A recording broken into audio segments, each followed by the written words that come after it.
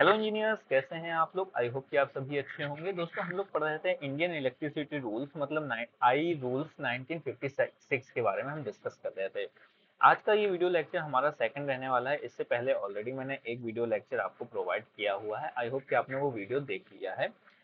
ये जो आज का वीडियो लेक्चर रहेगा, इसमें मैं आपको जितने भी इंडियन इलेक्ट्रिसिटी रूल्स यहाँ पे बताऊंगा उनको मैं ऑन द स्पॉट आपको मेमोनिक्स ट्रिक के थ्रू आपको लर्न भी कराता हुआ चलूंगा। तो जो भी मैं आपको रूल बता रहा हूँ वो आपको साथ ही साथ में याद होता रहेगा, इस बात की गारंटी देता हूँ। तो इसलिए वीडियो बहुत ज़्यादा इंपॉर्टेंट है, इसे एंड तक ही देखिएगा। बाकी जो भी वीडियो से रिलेटेड सजेशन रहता है या फिर आपका फीडबैक रहता है, आप मेरे को बता सकते हो। लाइक और डिसलाइक जरूर कर देना जैसा भी लगता है वीडियो। बाकी चैनल को जरूर सब्सक्राइब कर लेना। देखो, जो पिछला मैंने वीडियो आपको डिलीवर किया था उसमें मैंने आई रूल्स की हिस्ट्री आपको बताई थी, मतलब इंडियन इलेक्ट्रिसिटी रूल की हिस्ट्री बताई थी कि कब ये लॉन्च किया गया, किस एक्ट के थ्रू आया, ये सभी चीजें आपको बताया हुआ है मैंने। साथ में आपको मैंने बताया था कि जो हमारे टोटल इंडियन इलेक्ट्रिसिटी रूल्स हैं वो 143 है नंबर्स में, जिसको मैंने 11 ग्रुप में डिफाइन भी किया था। और ये 11 ग्रुप के बारे में मैंने आपको यहाँ पे बताया हुआ था। पिछले वीडियो लेक्चर में हमने ये डिस्कस किया था कि 1 से लेकर के 10 तक की जो भी हमारे रूल्स हैं वो ज़्यादा इतने इंपॉर्टेंट नहीं होते हैं वनडे एग्जाम्स के लिए, तो इनको मैंने स्किप कर दिया था। और ग्रुप थर्ड में हमारा 28 जो रूल था वो हमारा इंपॉर्टेंट रूल होता है, तो उसके बारे में मैंने आपको ये डिस्कस किया हुआ था। आई होप कि आपको याद आ गया होगा। ठीक है। बाकी आज के इस वीडियो में हम लोग ग्रुप नंबर 4 के बारे में डिस्कस करने वाले हैं, जो कि 29 से लेकर के 46 तक की होता है। और इस रूल का जो एजेंडा है वो है हमारा जनरल सेफ्टी रिक्वायरमेंट्स। ठीक है। तो चलिए आज की इस वीडियो को हम लोग स्टार्ट कर लेते हैं। वीडियो इंपॉर्टेंट है, एंड तक ही देखिएगा, फीडबैक जरूर देके जाइएगा। ठीक है। तो जो हमारा ग्रुप था उसमें 29 से लेकर के 46 तक की रूल्स आते हैं, जिसमें सबसे पहला हमारा इंपॉर्टेंट रूल है रूल नंबर 30।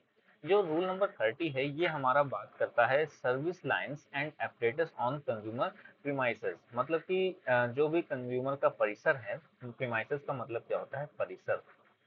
परिसर, ठीक है, परिसर होता है जो भी हमारा कंज्यूमर का क्षेत्र है, उस पे लगी सर्विस लाइंस या फिर ऑपरेटर्स के बारे में ये रूल हमारा बताता है। चलो इसको थोड़ा सा डीप पढ़ लेते हैं और फिर मेमोनिक्स ट्रिक के थ्रू हम इसे याद भी कर लेंगे ऑन द स्पॉट। ठीक। As per this rule all wires devices accessories and power supply lines should be kept in safe condition.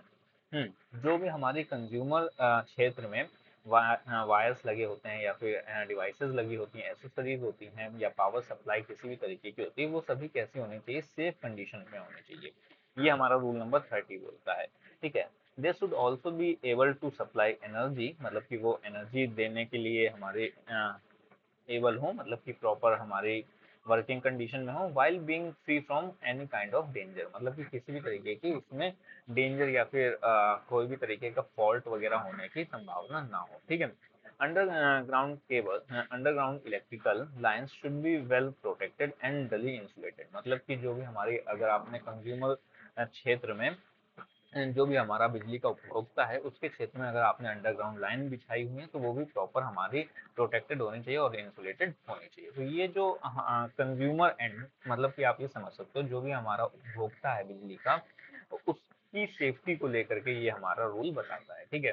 Service lines and apparatus on consumer premises. ठीक। तो अच्छा, ठीक है, ये तो समझ में आ गया। अब इसको थोड़ा सा लर्न कर लेते हैं। देखो यहाँ पे 30 लिखा हुआ है, 30 लिखा हुआ है। अब आपको ये बताऊं कि ये जो जीरो लिखा है ये कुछ हमारा किस तरीके से लग रहा है, अर्थ की तरह लग रहा है। अर्थ की तरह लग रहा है। अर्थ कैसी है, गोल है, अंडाकार है। और जो जीरो होता है वो भी कैसा है, थोड़ा सा अंडाकार टाइप का है। ठीक। अच्छा साहब। तो ये जो 3 लिखा हुआ है, 3 का मतलब है ब्रह्मा विष्णु महेश, मतलब 3 हमारे जो देवता हैं उनको ये डिनोट कर रहा है। आप इसको याद कर लेना। इसी तरीके से जो 3 है वो क्या बता रहा है, ब्रह्मा जी के बारे में बता रहा है, विष्णु जी के बारे में बता रहा है और महेश जी के बारे में बता रहा है, महेश जी के बारे में यहाँ पे बता रहा है। और जो ये अर्थ है वो क्या है, हमारी जीरो है। जो ब्रह्मा विष्णु महेश हैं वो क्या कर रहे हैं, अर्थ की सेफ्टी कर रहे हैं। अर्थ की क्या सेफ कर रहे हैं, सेफ्टी कर रहे हैं। इसी तरीके से जो हमारा रूल नंबर 30 है वो किसकी सेफ्टी कर रहा है, कंज्यूमर की सेफ्टी कर रहा है। आई होप कि आपको यहाँ से याद आ जाएगा। जो भी आपके वनडे एग्जाम्स होते हैं उनमें डायरेक्ट आपसे पूछा जाएगा service lines and operators on consumer premises is related to rule number 30। या फिर आपको ये बोल देगा rule number 30 is related to, और ऑप्शंस में आपको ये देगा। ठीक। तो जो भी हमारा कंज्यूमर प्रीमाइसेस वगैरह हैं उनकी सेफ्टी से रिलेटेड प्रीमाइसेस में जो भी हमारे ऑपरेटर्स लगे हैं या लाइंस लगी हैं उनकी सेफ्टी से रिलेटेड कौन सा रूल है, रूल नंबर 30। आई होप कि अब तक आपको समझ में आ गया है, फीडबैक जरूर लेके जाइएगा, ठीक है। चलो अब रूल नंबर 33 के बारे में डिस्कस कर लेते हैं, इंडियन इलेक्ट्रिसिटी रूल 33। ये जो इंडियन इलेक्ट्रिसिटी रूल 33 है वो बताता है compulsory for the license to maintain a suitable earth terminal. मतलब कि जो भी हमारा अर्थ टर्मिनल होता है उसके बारे में ये हमारा रूल नंबर 33 आपको डिनोट करता है, ठीक है। इसका एक्सप्लेनेशन समझ लेते हैं फिर इसको याद करते हैं। It is mandatory to provide and maintain a suitable earth terminal at the accessible position, preferably near the start point of the supply line। तो ये क्या जो रूल है ये क्या बता रहा है कि जो भी हमारा अर्थ टर्मिनल है वो हमारा प्रोवाइड किया जाना चाहिए। जो भी आपकी सप्लाई लाइंस वगैरह होती हैं उनमें आपको ये अर्थ टर्मिनल देना जरूरी है, ठीक। अच्छा साहब, ठीक है। ये समझ में आ गया कि मतलब कि जो भी आपकी इलेक्ट्रिकल सप्लाई होगी उसमें आपको अर्थ टर्मिनल को देना कंपलसरी है। अच्छा, अर्थिंग की क्यों जाती है कि मान लीजिए अगर आपको कोई, मान लो ये अपरेटस है, इसके अंदर जो वायर वगैरह जा रही है वो हमारे किसी भी कारण से हमारी बॉडी से टच हो गई तो क्या होगी, बॉडी में करंट आने लगेगा। तो ये जो बॉडी का जो करंट होता है या फिर आप ये कह सकते हो बॉडी पे जो लीकेज करंट वगैरह आने लग जाता है इंसुलेशन फेल की वजह से, तो इस लीकेज करंट को अर्थ करने का काम कर क्या कर होता है कि इससे एक हम अर्थिंग वायर लेते हैं और इसको क्या कर देते हैं, अर्थ कर देते हैं, ठीक है। तो जो लीकेज करंट वगैरह बॉडी में था वो हमारा क्या हो जाएगा, अर्थिंग ग्राउंड हो जाता है, ठीक है। तो उसी से रिलेटेड ये पॉइंट हमारा बता रहा है कि ये अर्थिंग करना बहुत ज़्यादा जरूरी है और करना जरूरी के साथ साथ में उसका टर्मिनल देना भी बहुत ज़्यादा जरूरी है, ठीक है। रूल नंबर 33 यही बता रहा है। अब तक आपको ये इसका एक्सप्लेनेशन समझ में आ गया होगा। अब याद कर लेते हैं। देखो, जो हमारा आपने सॉकेट देखा होगा वो कुछ इस तरीके का होता है। इसमें हमारे 3 टर्मिनल होते हैं, 1, 2 और 3। कुछ इस तरीके से आपने टर्मिनल देखे हुए हैं। अच्छा, ठीक है। रूल नंबर 33 क्या कह रहा है, अर्थ टर्मिनल के बारे में बोल रहा है कि अर्थ टर्मिनल भैया लगाओ, बहुत ज्यादा जरूरी है। 3 बार बोल दिया। मतलब 1, 2, 3 ये हमारी नंबरिंग होती है। तो 3 बार बोल दिया मतलब अर्थ टर्मिनल लगाना है, ठीक है। 3 का मतलब क्या होता है, अर्थ, अर्थ वाला टर्मिनल, ठीक।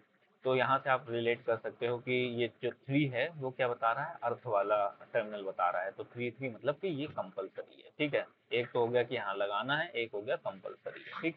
तो आई होप कि रूल नंबर 33 भी आपको क्लियर हो गया होगा, याद भी हो गया होगा, ठीक है। अब समझ लेते हैं रूल नंबर 35। अच्छा, ठीक है। जो रूल नंबर 35 है वो क्या बता रहा है सर, वो बता रहा है डेंजर नोटिस के बारे में। अब ये डेंजर नोटिस क्या होता है ये समझ लेते हैं। देखो, आपने क्या है, रेलवे वगैरह में जब आप जाते होगे या फिर आपने अपने आसपास के ट्रांसफॉर्मर्स वगैरह को देखा होगा तो वहाँ पे कुछ इस तरीके का डेंजर नोटिस लगा होता है। कुछ यहाँ पे वोल्ट वगैरह लिखा होते हैं, जो भी वोल्टेज की लाइन वगैरह होती है और इस तरीके से कुछ स्कल और बोन्स वगैरह बनी हुई होती हैं और इस तरीके से खतरा वगैरह लिखा होता है। अच्छा, ठीक है। जो रूल नंबर 35 है इंडियन इलेक्ट्रिसिटी रूल का, वो इसी नोटिस बोर्ड के बारे में बताता है, मतलब कि डेंजर नोटिस बोर्ड के बारे में बताता है। थोड़ा सा एक्सप्लेन कर देता हूँ फिर उसके बाद याद भी कर लेंगे साथ ही में। All medium, high and very high voltage installation must have a danger notice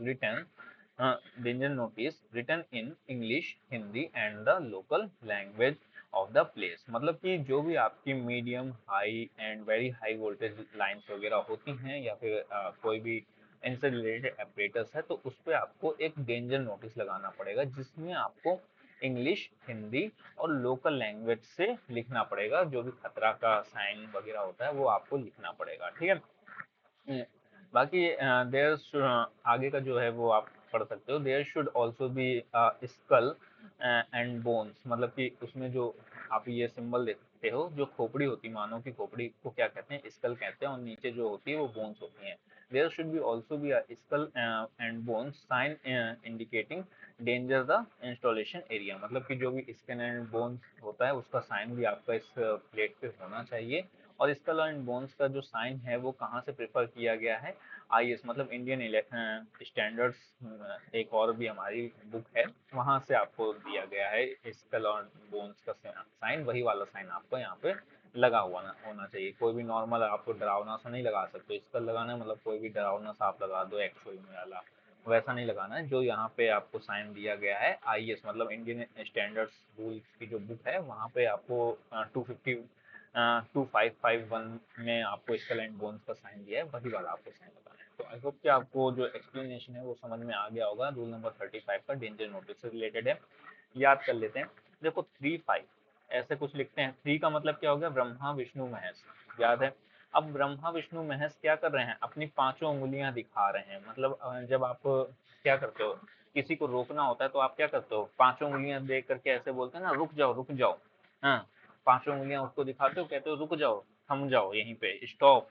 तो वही कह रहे हैं, ब्रह्मा विष्णु महेश जो हैं वो आपको पांचों उंगलियां दिखा रहे हैं, मतलब कि वार्निंग दे रहे हैं, डेंजर, आपको डेंजर से अलर्ट कर रहे हैं। ठीक है, तो आई होप कि इस तरीके से आपको ये भी याद हो गया होगा। कभी आपसे पूछ लेगा danger notice is related to rule number 35, मतलब कि 5 आपको उंगलियां दिखा रहे हैं, कौन, ब्रह्मा विष्णु महेश दिखा रहे हैं। ठीक है, चलो अब अपने रूल नंबर 36 के बारे में डिस्कस कर लेते हैं। रूल नंबर 36 क्या बोलता है, handling of electric supply lines and एपरेटर्स। मतलब कि अगर कोई भी हमारा वर्कर है वो हमारा इलेक्ट्रिक सप्लाई पे काम करना चाहता है, तो उससे रिलेटेड क्या क्या एपरेटर्स वगैरह होते हैं, या उससे रिलेटेड कौन कौन सी पीपीज वगैरह पहनी जाती हैं, उसके बारे में रूल नंबर हमारा 36 बताता है। पढ़ लेते हैं यहाँ पे। Any worker working on an electrical device और an electrical power line must use proper safety tools and devices. मतलब कि कोई भी अगर हमारा वर्कर है जो कि हमारा इलेक्ट्रिकल पावर लाइंस वगैरह में काम कर रहा है, तो उसको proper safety tools and devices वगैरह यूज करनी पड़ेंगी, like rubber shoes, gloves, ladder, helmet, seat belt, hand lamp, line tester. ये सभी चीजें आपको यहाँ पे यूज करने के लिए कौन बोलता है, रूल नंबर 36 बोलता है। ठीक है, these tools protect against the electrical and mechanical injuries. मतलब कि ये रूल जो भी हम आप पीपी पहन रहे हो, पीपी पे मैंने एक डेडिकेटेड वीडियो बनाया हुआ है पीपी पे, आप उसको देख सकते हो। ठीक है, तो जो भी आप पीपी वगैरह पहन रहे हो वो हमारे इलेक्ट्रिकल और मैकेनिकल इंजरी से आपको बचाने के लिए डेडिकेटेड होने चाहिए, या फिर आपको प्रोटेक्ट कर पाए।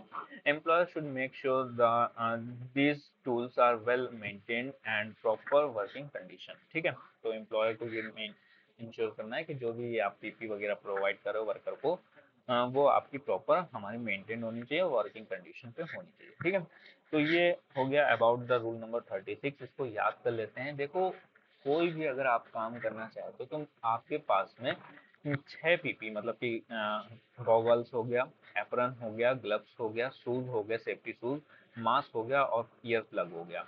ठीक है, ये 6 सेफ्टी टूल्स पीपीज तो आपको पहननी पड़ेंगी। बाकी जो पीपीज होती हैं जैसे कि सेफ्टी बेल्ट हो गया या फिर अदर कोई भी पीपीज वगैरह होती हैं, तो वो एज पर रिक्वायरमेंट आपको पहननी पड़ेगी। अगर आप हाइट पे काम कर रहे हो तो आपको सेफ्टी बेल्ट भी पहननी पड़ेगी, अगर आप ग्राउंड पे काम कर रहे हो तो रिक्वायरमेंट नहीं है। तो इस तरीके से आपने ये समझा कि जो 6 पीपी होते हैं, मतलब पर्सनल प्रोटेक्टिव इक्विपमेंट्स होते हैं 6, वो आपको पहनना मैंडेटरी है। तो 36 अगेन, ब्रह्मा विष्णु महेश आपको क्या बोल रहे हैं कि 6 पीपी भैया पहन लो तभी इलेक्ट्रिकल का कोई भी काम करना है।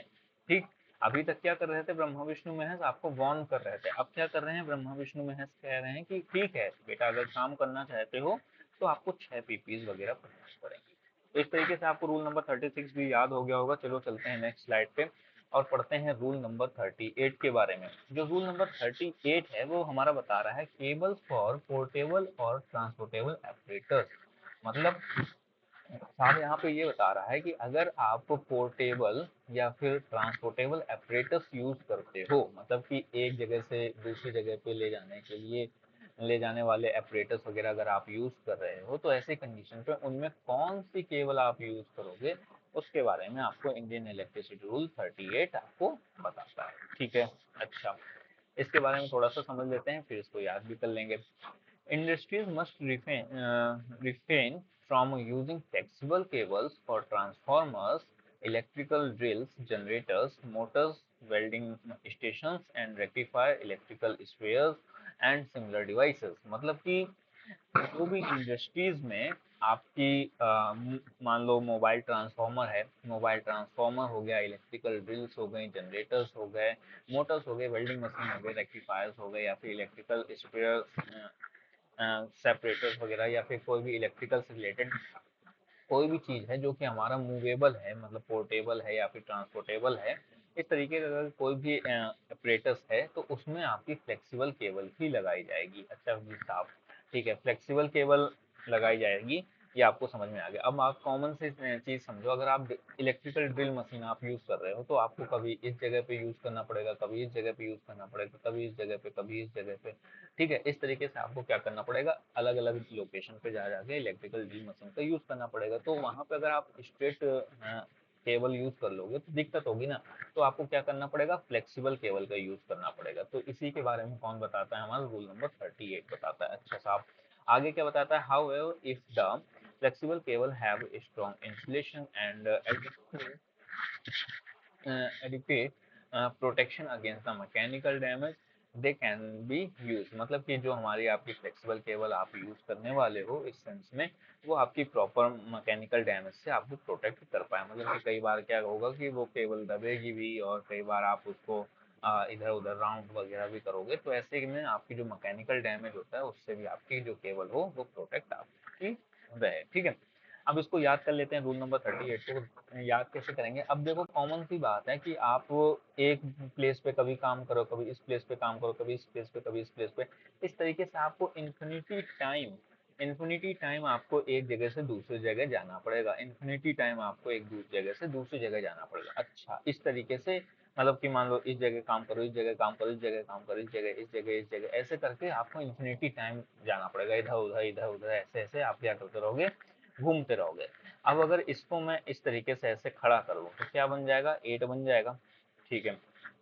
ब्रह्मा विष्णु महेश क्या कह रहे हैं कि आपको भैया काम करना है और घूम घूम के काम करना है, क्योंकि इलेक्ट्रिकल पे हो, ठीक। तो यहाँ से आप समझ गए कि तीन क्या है, ब्रह्मा विष्णु महेश क्या कह रहे हैं, घूम घूम के काम करो तभी प्रमोशन मिलेगा, तभी आपको सक्सेस मिलेगी। तो जो 8 है, this is looking like infinity sign, infinity sign, और इंफिनिटी साइन से आप क्या रिलेट करोगे कि आपको घूम घूम के काम करना है। अब घूम घूम के काम करना है तो वो किससे रिलेटेड हो गया, केबल फॉर पोर्टेबल और ट्रांसपोर्टेबल एपरेटर्स, मतलब कि जो भी हमारे पोर्टेबल या फिर इधर उधर घुमाने वाले एपरेटर्स हैं, उनके लिए कौन सा हमारा हो गया, रूल नंबर 38 हो गया। एक छोटी सी कहानी को याद रखना, बाकी आपके सारे जो भी क्वेश्चन होंगे वो आराम से सॉल्व हो जाएंगे। अब मान लो आपको वन डे एग्जाम में आपसे पूछ लिया गया cable for portable and transportable एपरेटर्स, तो आप यहाँ पर जैसे ही 8 देखोगे ना, आपको याद आ जाएगा, अच्छा 8 मतलब क्या है कि घूम घूम के काम करना है, इन्फिनिटी साइन। तो इन्फिनिटी साइन 8 को देख करके आपको याद आएगा इन्फिनिटी साइन, और आप लगा ले जाओगे, ठीक। चलो अब अपना नेक्स्ट रूल देखते हैं, रूल नंबर 43। जो रूल नंबर 43 है वो हमारा क्या बता रहा है, provision applicable to protective equipment. मतलब कि जो भी हमारे प्रोटेक्टिव इक्विपमेंट्स होते हैं उनकी प्रोविजन के बारे में आपको यहाँ पे रूल नंबर 43 बता रहा है कि किस तरीके के हमारे पीपीज वगैरह होने चाहिए, उनके बारे में आपको बताता है। चलो इसका थोड़ा सा डेप्थ के जान लेते हैं, फिर इसको याद भी कर लेंगे। देखो, adequate arrangements must be available for combating electrical fires। मतलब कि अगर मान लो किसी भी तरीके की इलेक्ट्रिकल फायर्स लग जाती है आपकी इंडस्ट्रीज में, तो आपका अरेंजमेंट कुछ इस तरीके से होना चाहिए कि सभी चीज़ें आपकी वहाँ पे अवेलेबल हो, ठीक है।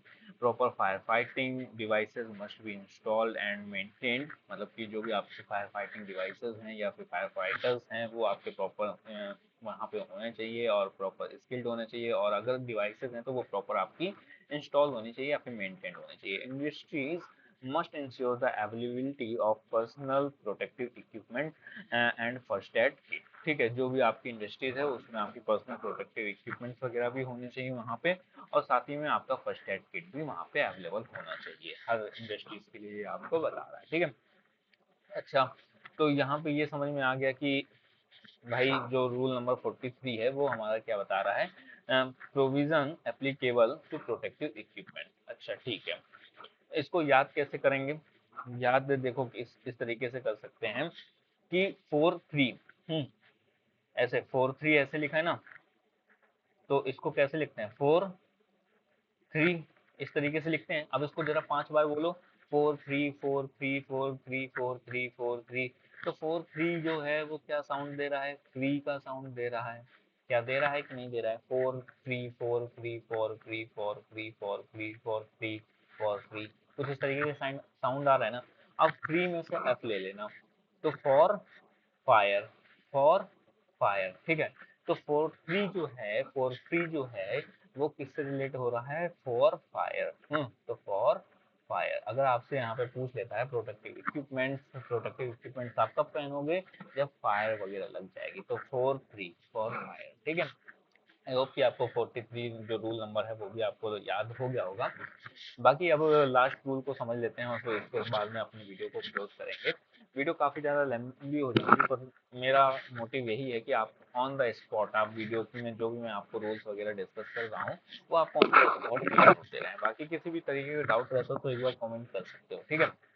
चलो अब रूल नंबर 46 को समझ लेते हैं, फिर उसके बाद में वीडियो को क्लोज करते हैं। जो रूल नंबर 46 है वो क्या बता रहा है कि periodical inspection and testing of installation, ठीक।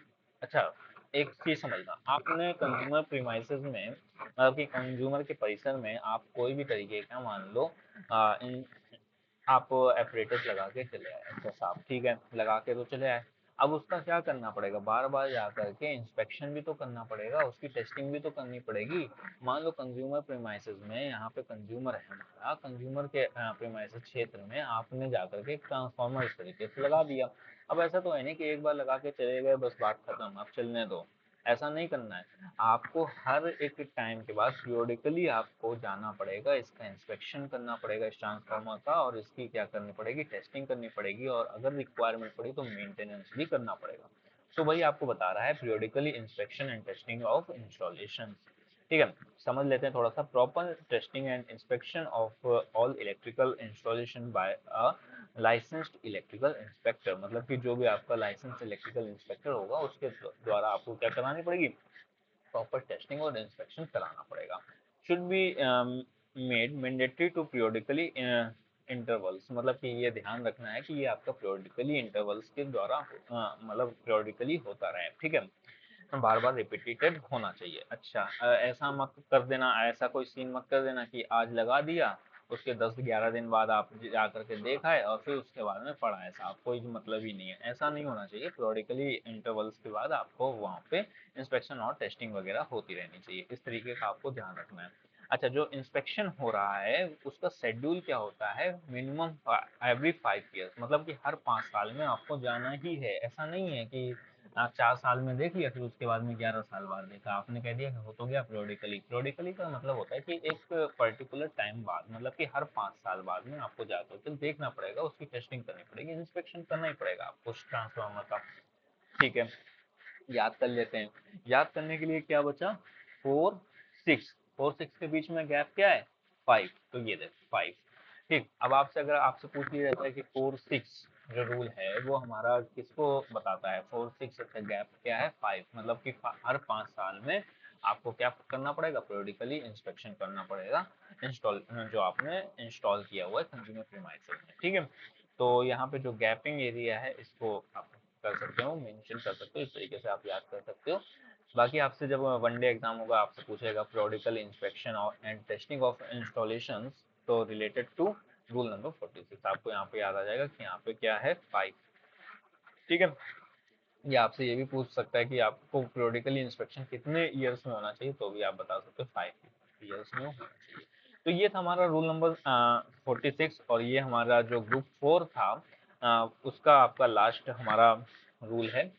आपको यहाँ पे दिखा दूं, जो हमारा ग्रुप 4 था 29 से 46 तक की था, वो उसमें आपका ये 46 जो रूल है वो हमारा लास्ट है। आई होप कि आपने वीडियो को एंजॉय किया है। बाकी जो भी मैंने आपके साथ में रूल्स डिस्कस किए, आपको सभी रूल्स याद भी हो गए होंगे, और सभी रूल्स को जो मैंने डिटेल में आपको समझाया है वो आपको सभी चीज़ें क्लियर हो गई होंगी।